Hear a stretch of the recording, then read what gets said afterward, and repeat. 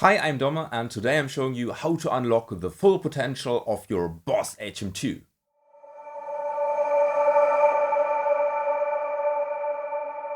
So currently there are three different versions of the Boss HM2. We have the very old one made in Japan. Then we have a newer yet still old one made in Taiwan.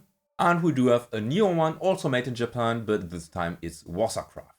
The only difference between the old ones and the Wasserkraft one is that the Wasserkraft has an additional custom mode. However, we are not going to use the custom mode. So which version should you choose? Actually, it doesn't matter. The tonal differences are there due to parts tolerances, but it's a total myth that the Japanese version sounds better than the Taiwanese version. So whatever HM2 you have, it will be fine.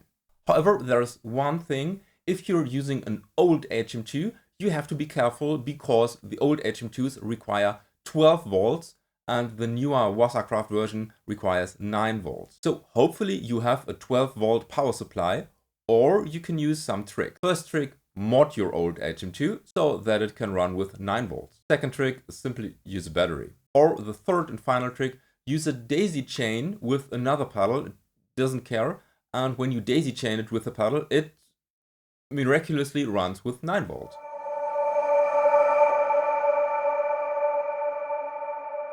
So what other stuff should you be aware of when using the HM2? Well, basically your guitar. The HM2, when we're talking of chainsaw sound, and we do talk about chainsaw sound here, the chainsaw sound works best with a low-tuned guitar. So you shouldn't go really higher than C. I personally use B, so a standard 7th string. Regarding the guitar, well, humbucker guitar is preferable. It doesn't work with single coils. Whether it's high output or low output really doesn't matter. I prefer a little bit higher outputs. However, I get fantastic results with low output pickups. But I had one guitar where the humbuckers were very high outputted, and then the chainsaw sound didn't sound as good. So if that's the case, you have to roll down your volume control of the guitar. As far as cabs and microphones go, use whatever you have. It will work with every speaker basically. I use the vintage 30 speakers and I really like the Fretman technique or just SM57.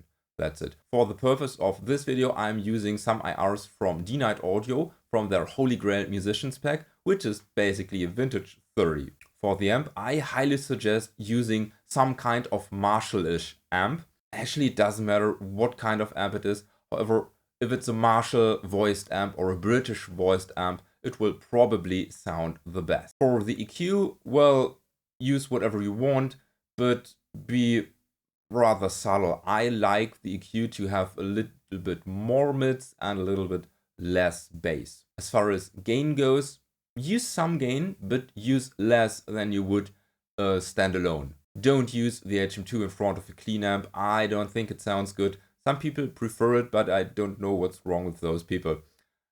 So use an overdriven amp. And the EQ curve of an overdriven amp highly complements the chainsaw sound. Should you use other pedals with your HM2? Well, most definitely. I highly recommend using an overdrive pedal. And here's the question, should you use it in front of the HM2 or after the HM2? And I'm a guy who highly prefers it after the HM2 because I think it tightens up the HM2, which is sometimes sounds a little bit too bass heavy, and then you can compensate with more bass on your amp. However, you can also use an overdrive in front of the HM2, especially when you have low output pickups or single coil pickups and you want some more gain. However, in my experience, you can easier compensate with the gain control than you can compensate a flubby bass.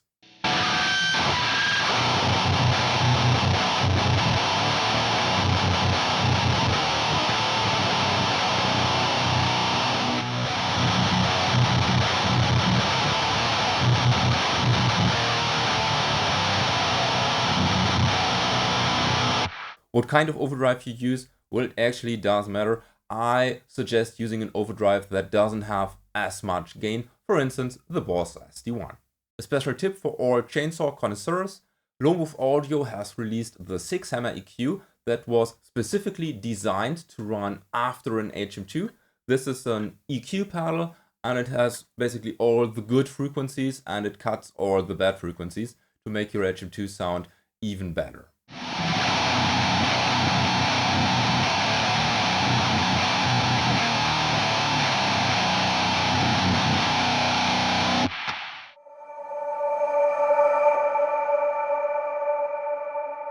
For my playthrough, I'm using the Mayone Setius. This goes into my Boss HM2 made in Japan, and I've opted to use the Boss SD1 after the HM2. From there, we go into my PV VTM 60 into the high input. It's a really Marshall-esque amp. Then we go into the IR loader, and I chose the standard IR from, as I've mentioned earlier, D-Night Audio's Holy Grail Musicians Pack. This is the raw amp sound.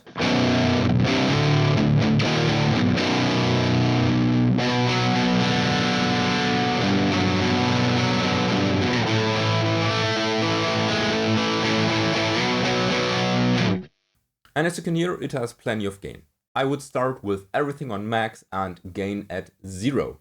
And well, let's actually hear what it sounds like.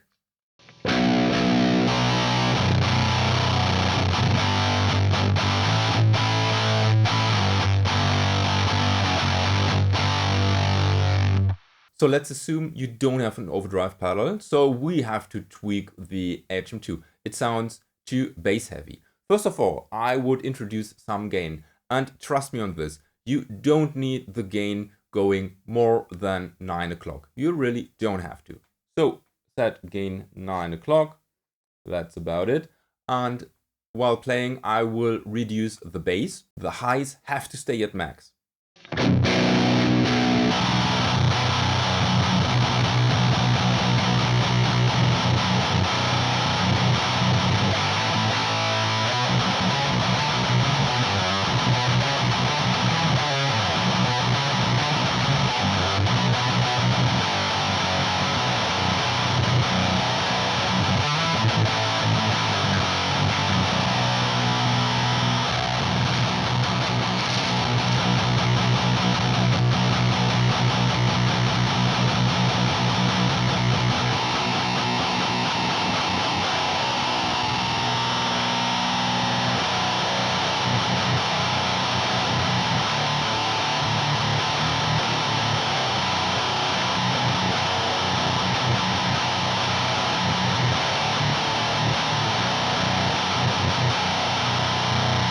So as you could hear, volume has to stay on max, at least with this guitar. Highs have to stay on max.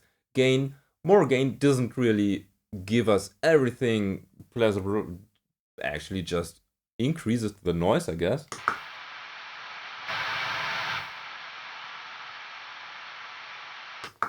But playing with the bass really helps.